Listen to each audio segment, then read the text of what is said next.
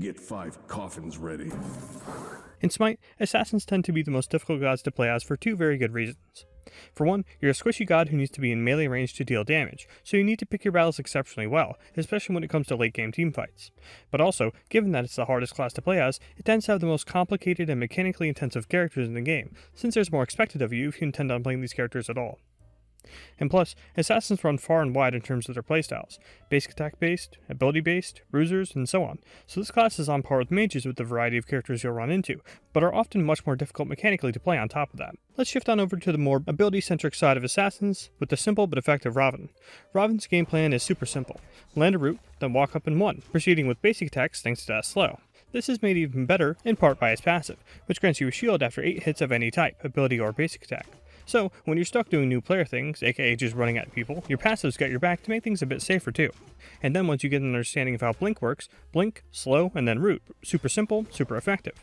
And it gets even better, since Raven has that classic assassin routine I mentioned earlier, only for 5th graders. Blink in 1-3, basic attack a bunch, and then when they use her movement ability to get away from you, you use your ult to get after them, and then your 1 has such a low cooldown that you can have a great chase potential afterwards. It's the best possible combo to get yourself accustomed to the playstyle most assassins use.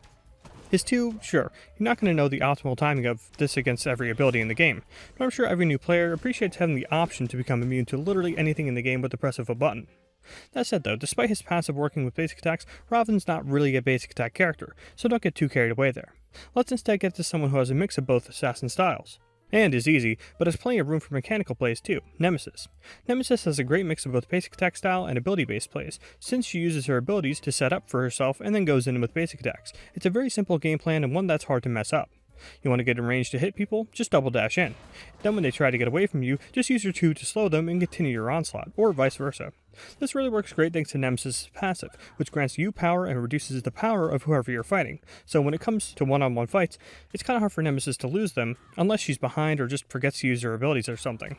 Nemesis is brutally simple, and really it doesn't matter who you target with as her, just so long as you pick someone and focus on only hitting them, which is an invaluable skill to have as an assassin, as you have to toe the line between all-inning someone, but also recognizing when and how the enemy will try to stop you. Her shield is a great addition too, mostly because again, it's just so simple. Something scary looking is about to hit you, and then boom, you shield it up. As I mentioned though, you can do a lot with Nemesis mechanically, despite her simplicity, largely with basic attack cancels, a key skill to have in Smite but especially on assassins, and Nemesis makes them easy. For a quick explanation, you know how there's a little pause between each basic attack, so when it hits, you have the startup of a basic attack, the hit of the basic attack, and then the recovery time of the basic attack.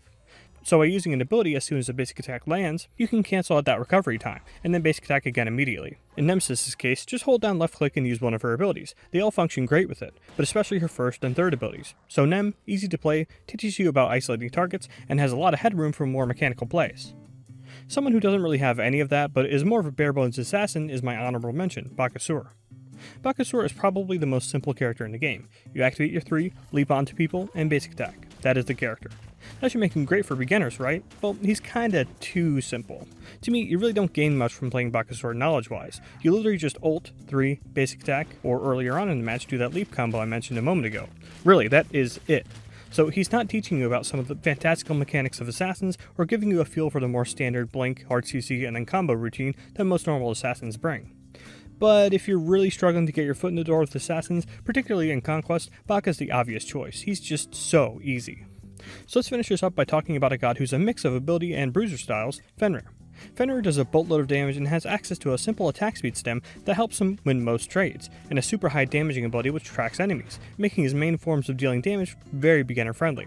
Most notably though, Fenrir has access to 2 leaps. This means Fenrir is exceptionally mobile and safe to boot, but also teaches you about needing to choose between using your movement abilities for damage versus for safety, since as Fenrir, you can't really deal damage without using your movement abilities to pounce on people.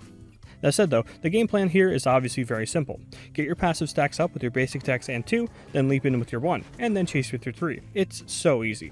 Fenrir's ultimate may at first seem like a lot for new players to grasp, but like with Xing Shen's second ability last time, it doesn't really show its flaws until you're against more well-versed players who know what to expect from the ability and how to play around it. As a beginner, it simply doubles as a great way to finish off enemies and engage in the late game, and uses a last-ditch effort to escape if need be. All of this leads to builds. Since you need to leap in and use your movement abilities to deal damage, you typically need to get out of your comfort zone a bit build-wise to make sure you can get all of this done. Buying straight defense items and hybrid items alike to make sure you get the job done, instead of just sticking to the raw damage items that most assassins go for. So Fenrir equips you with some knowledge about the tankier items in the game too, for other assassins but also for other roles entirely when the time comes to try new things. So that's that, 3 great gods to pick up when you're new to assassinating. A straight up simple one with effective combos and wicked good chase down, a versatile and easy to play one with plenty of damage and again, great ability to chase down targets as well as safety, and finally, an extremely high damaging and even more versatile one whose off the charts mobility and damage is sure to entice anyone looking to get into assassins. That about wraps up this series. Join me next time where we take a look at the newest god, Bakusur. I'll see you then, and thanks for watching.